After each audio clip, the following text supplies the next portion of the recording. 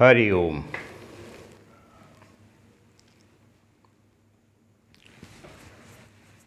हनुमान चालीसा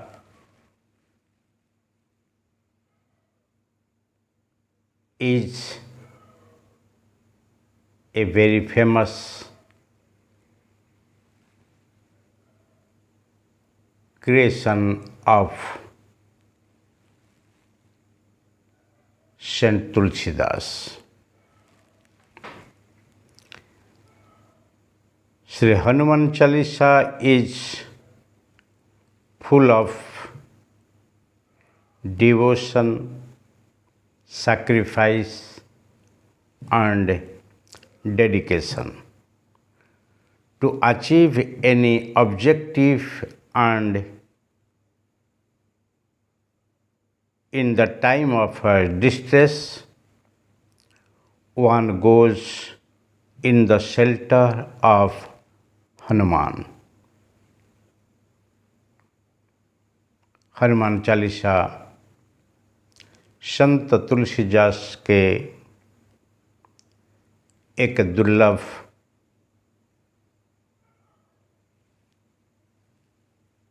रचना है। हनुमान चालीसा भक्ति, त्याग और समर्पण के त्रिवेणी संगम है। जब जब कोई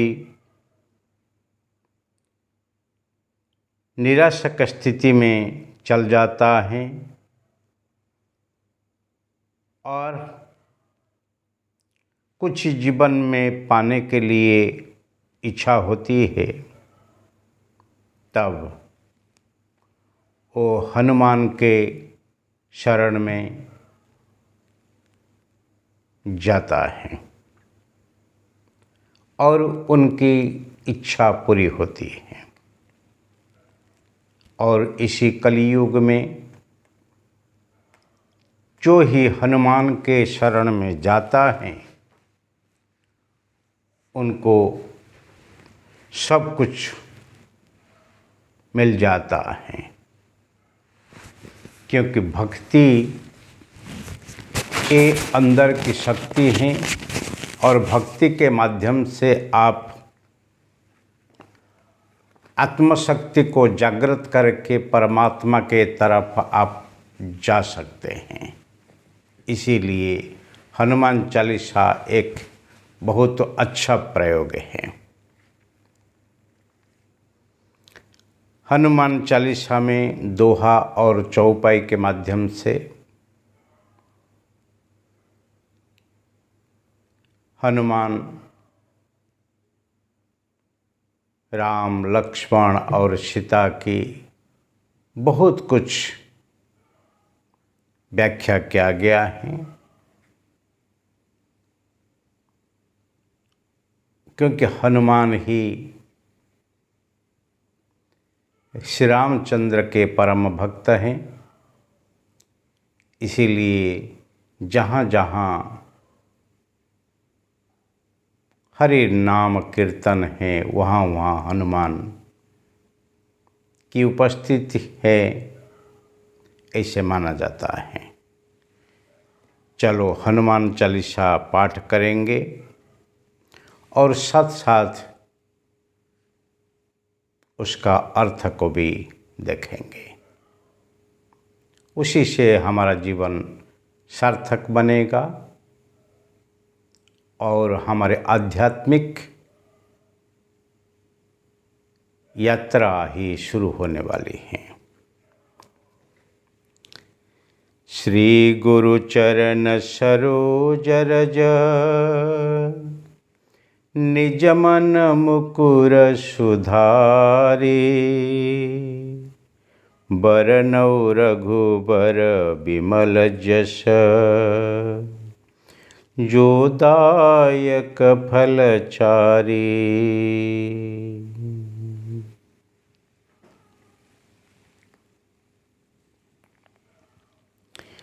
With the dust of Guru's lotus feet, I first clear the mirror of my heart and then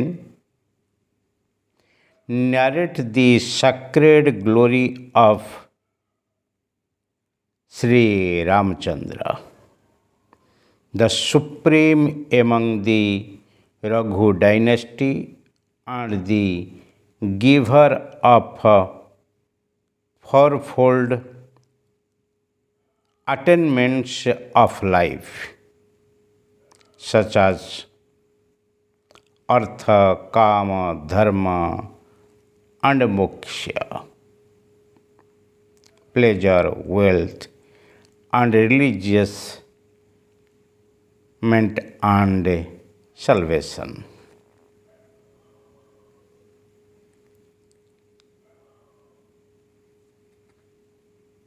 गुरु चरण के रज से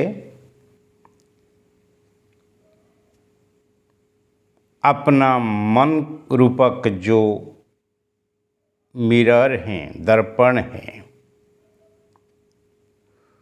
उसको साफ करके श्री रघुवर रामचंद्र के जो विमल जस हैं उसको मैं वर्णन करने के लिए जा रहा हूँ, जो काम, अर्थ, धर्म, मोक्ष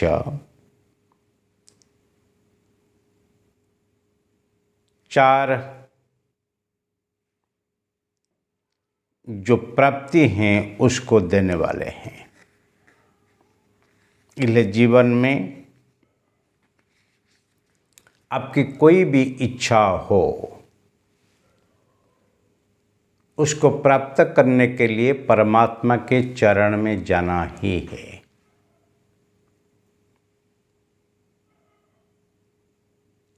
जिसका तन में तंदुरुस्ती हो, मन में ईश्वर के प्रति भरोसा हो और समर्पण भाव के साथ जो ही एकनिष्ठ हो के ही कर्म करता है उसको परमात्मा की असीम कृपा प्राप्ति होती है। So this is the very secret of our life. If you want to achieve anything in your life with your physical health and contentment in the mind, and you have to continue your dedication, your praise to achieve success in your life. So unless you are engaged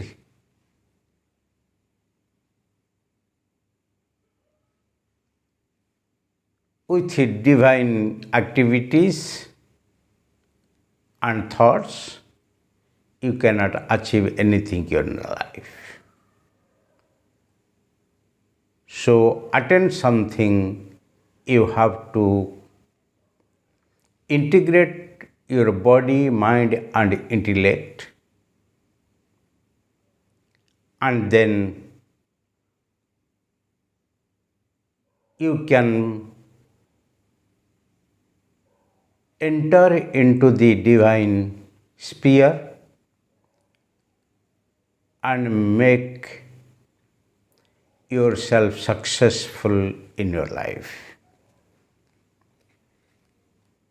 What is the next? Let us see. बुद्धिहीन तनु जानिके सुमिरो पवन कुमार, बल बुद्धि विद्या देहु मोहि, हरहु कलेश विकार।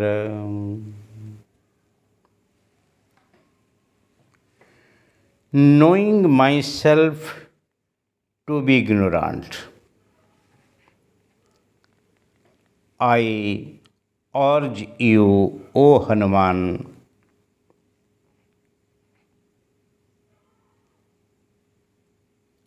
the son of Pavan, O Lord, bestow on me strength, wisdom, and knowledge, taking away all my miseries and blemishes.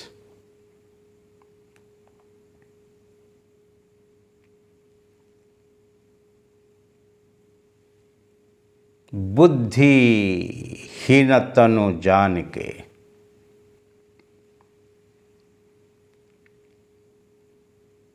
मैं ignorant, मैं बुद्धिहीन हूँ। दीनता ही भक्ति की जो पराकाष्ठा हो, इसको प्राप्ति करने के लिए एक महत्व चीज है।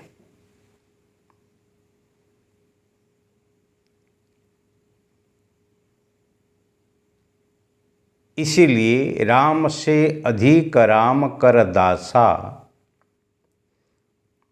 भक्ति में जो दीनता है, जो दास भाव हैं, जो समर्पण भाव हैं, वो अति महत्व हैं। इसीलिए यहाँ पर तुलसीदास कहते हैं बुद्धिहीन तनु जान के, मैं बुद्धिहीन हूँ। सुमिरो पवन कुमार, हे पवन के पुत्र,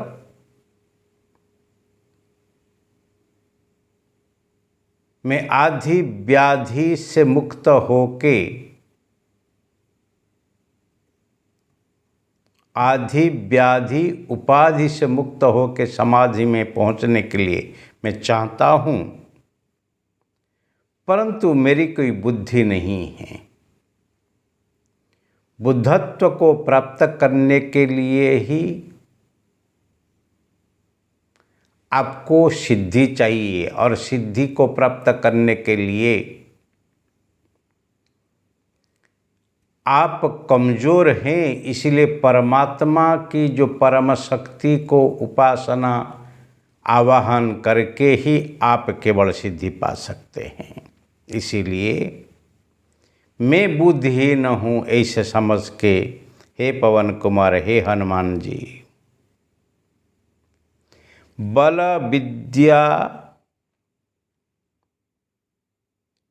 बुद्धि देहु मोही, बल बुद्धि विद्या देहु मोही। मेरी शारीरिक बल,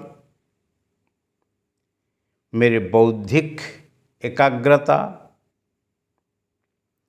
और जे सब साधनाओं विद्याओं देहु मोही मुझे देके हरहु कलेश विकार। मेरी अंदर जो विकार हैं, मल विक्षेप आवरण आदि,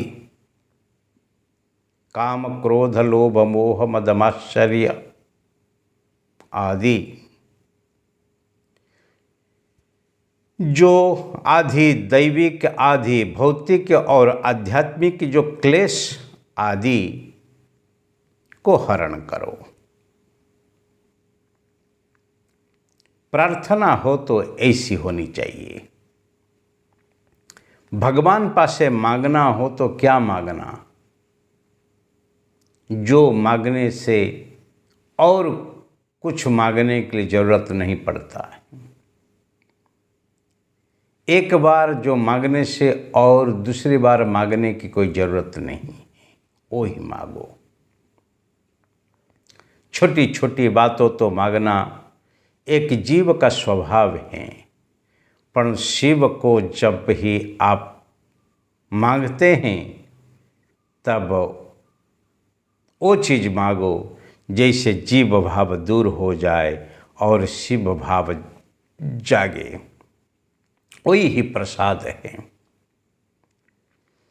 जो आपका जो विषाद है, क्लेश विकार को जो दूर करने का जो उपाय है वही ही प्रसादी भावना, और प्रसाद को ही मांगो और प्रसाद से ही आपका जीवन सार्थक होने वाले हैं। इसीलिए हनुमान चालीसा एक मार्गदर्शिका है। जो ही जीवन में साधना की रास्ता में चलने के लिए कोशिश करता है, उनके लिए एक गाइड है। Hanuman Chalisa is a guide to them who wants to walk in the path of devotion और spirituality. So when you chant Hanuman Chalisa and you feel the presence of the Almighty, and when your body, mind and intellect are integrated to enter into the sphere of divinity, then you will find the serenity and the ecstasy of the